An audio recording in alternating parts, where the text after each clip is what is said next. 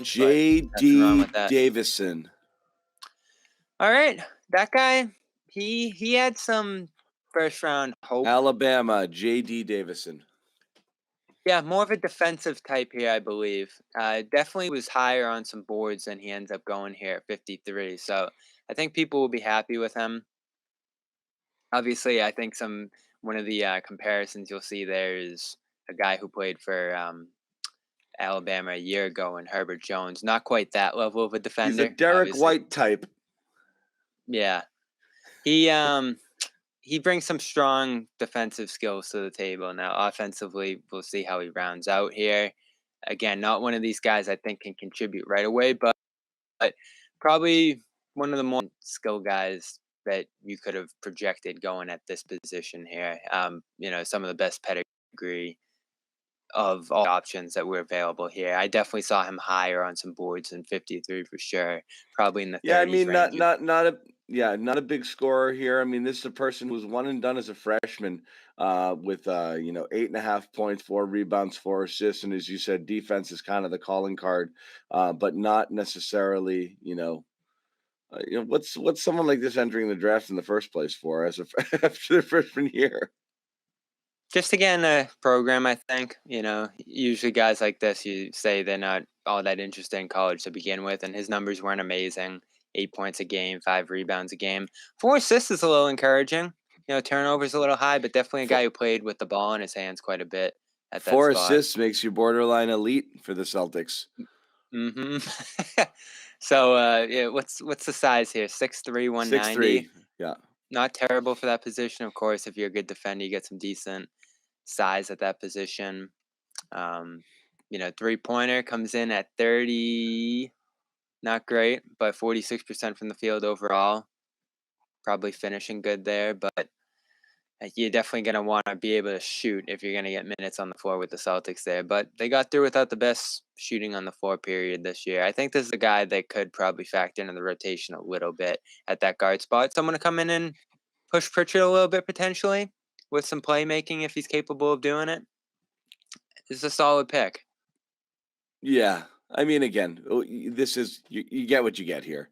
We're Yeah. talking about 53 here. There weren't a lot of sexy names left on the board. I know there's other guys you liked a little bit more, but I that's definitely that. would have Really, liked Lewis more. really, what the real story is. Celtics weren't one of the aggressive teams. Maybe there was some opportunity there. Maybe there was just nobody they wanted. And again, it is what it is here. But all of This this, is funny. yeah. This is funny from Vicini. You just alluded to it. More than any other player, I thought Davidson made a substantial mistake leaving college for the NBA draft. Yeah, He has real upside to play at one point, but his skill set and tools are just so raw. that's what I mean. Doesn't feel like he has a great understanding of what he's doing out there. That's what you love to read. No, I mean, this is a project, sort of player. Here and again, it being a second rounder, you're not as worried about it. I'm looking Off at to Maine. yeah. I'm reading some of the stuff in the Athletic Guide. Consensus 5-star recruit, was expected to be one and done. Didn't have a great year though. 2-time Mr. Basketball winner in Alabama, McDonald's All-American. So, very high pedigree coming into college, but didn't have a great first season.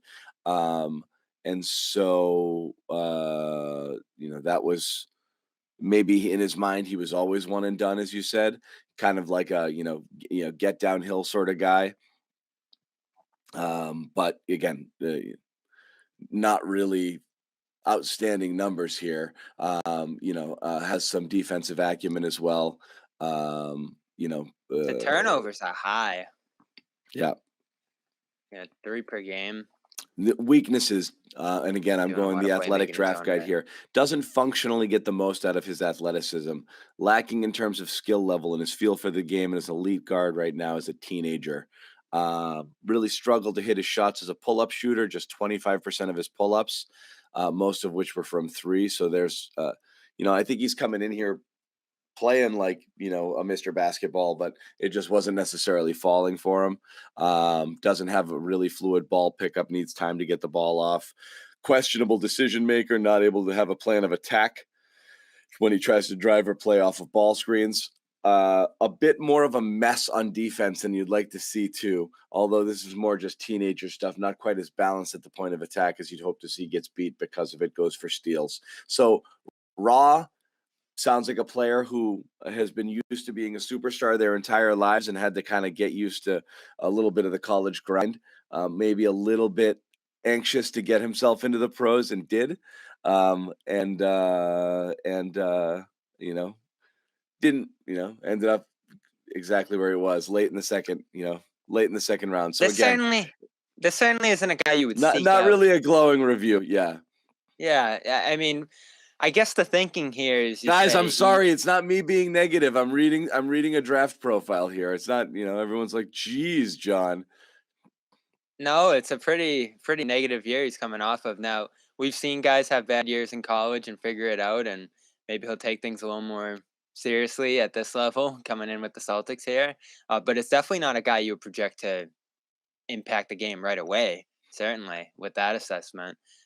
He's not a guy I would seek out, but I guess the thinking here is that he has the most skill day one to They come grabbed in the defensive player. They grabbed yeah. the player they thought they could possibly plug in there who would. We talked about fitting the style. They brought in a guy who they think can be an NBA level defender here. Or a guy that could develop. 6'3" guy with a 6'7" wingspan, has elite quickness and athleticism. One of the on this particular draft profile, makes some wow plays as a defensive player. Some of his blocks as a 6'3" guard are explosive. So what they're looking at here, and they're looking at a guy who has some more offensive potential than they showed. Catch and shoot threes at a 37% clip, can get downhill and be aggressive. That's a good number. Yeah. So again, sloppy, lacked some discipline, but has the athleticism and the physical profile to be a really good defender at the guard position. So again, as we said, 6'3" with a 6'7" wingspan, and good quickness here. That's what we talked about the style of play. That kind of fits their style of play. Yeah, this feels like a guy Danny probably would have taken at this spot. We got used to these guys in the draft regularly, guys who have all the athleticism, all the tools, but haven't put it all together on the court yet. So see if he develops it. If not, you don't lose much by taking him here. They'll certainly be able to bring in some other guys undrafted. Not a big leap of seeing guys who are going to make it to the free agency pool from here. One hallmark here, vertical. One of the highest coming in here. I'm seeing 44. This guy definitely seems to have athletic tools. 44-inch vertical, which is insane. Yeah, and he's played with the ball in his hands. And this is what Jeff Goodman actually just sent out. Arguably the best athlete in the draft. So yeah, we'll see if here's a quote. Here's a quote from basketball skills. Here's a quote from his college coach. He could go at 50% and dominate the majority of his high school games. This was the first time in his life he actually had to really practice hard and bring it every day. It's an adjustment he struggled with for much of the season. Not enough to discourage him from staying in the draft after just an okay freshman year. Yeah, you would definitely think he's off to Maine in a two-way role maybe. Maybe gets a roster spot at the bottom of the roster, but definitely not a guy who's going to impact the Celtics this year, you would think. Yeah. So I'm interested to see who else they can get in the free agency pool here. Definitely some names we like Ron Harper, and they've brought in some local guys for workouts and such. Justin Lewis, I'm still waiting to see his name go. Gene Montero, I like him, but they got their point guard here. It looks like that they're going to try to develop. So probably not that route that they're going to take here. But overall, can't complain about much. I mean, I saw some people frustrated with others that they passed on. The Rollins thing annoys me a little bit just because I think he could have stepped in, potentially impacted the team now. But if you're going to grab a guy you think has some upside here, not a lot of guys do, especially guys they're grabbing upside here. They're grabbing a guy who was legitimately out of his mind dominant high school player with elite athleticism and the ability to be an NBA caliber defender. So, Brad's going to jump up and talk. So I know, Bobby, you want to jump in on that. We're going to keep this short. Bobby will have some more stuff after he hears from Brad Stevens, but we wanted to jump in here and talk with you guys. I know there's a few people hanging out in the show, so we don't mean to cut it too short on you, but Bobby's got to jump in there and hear what Brad has to say. So, Bobby, I'll let you go. Guys, keep it tuned into our channels. We'll have more stuff. We're going to hear from Ime tomorrow as well. You got Brad's press conference on our YouTube page as well. But again, freak athlete. I like the freak athletes, Bobby, because I always think that's the thing you can't, I don't want to compare to certain players that you have, but certain people's physical profiles is ultimately going to limit what they can and can't do. You'd rather have a guy that, has that already in the bag and needs to learn a little bit. So yeah, you're right. Not somebody that they're going to plug and play here, but no, it's the opposite of a lot of what I read for this pick. Most of the guys had one bankable skill, and athleticism was the question that was going to hold them back. Could it translate to the next level? Whether it was a short wingspan or point guard speed or, just different. Even Kennedy Chandler, who I really like, 6 feet at this position. So, all the skill in the world there coming out of Tennessee, but does a short frame and, 5'11" height without shoes potentially just bust you in the NBA to begin with? You could certainly bust the other way here by not having those skills, but he'll be able to compete at this level. Now, Sebron out of NC State there also, I thought, had great athleticism and an ability to get to the rim at will, but he really struggled to finish when he got there. So everybody else falls at this position. For a guy to bring this pedigree to 53rd, I think it's hard to be upset about this pick. Again, I saw much higher projections for him coming into today from a number. I mean, like I said, I was following, I had this athletic draft guide I was looking at. They had him rated at 50, their 54th prospect. He went at 53. So again, nothing stunning here. And again, I'm keeping an eye on the Celtics Zoom, Bobby. We're still good here. Yeah, I got it up now too. I think they'll wait till the draft's over. Yeah. All right. Yeah. We might as well see who else comes in here. Yeah, we'll keep an eye on it. But overall, first round, biggest takeaway from the first round, if you had to just hit one thing that really blew you away. I know we were on the air for the Detroit thing. It's hard to avoid. Detroit got 2 ready-made players. Detroit improved. And then Oklahoma City with 3 lottery picks there, obviously, gets a really interesting roster out of, just kind of going out of nowhere with their young players that they already have. 2 guys named Jalen with Williams.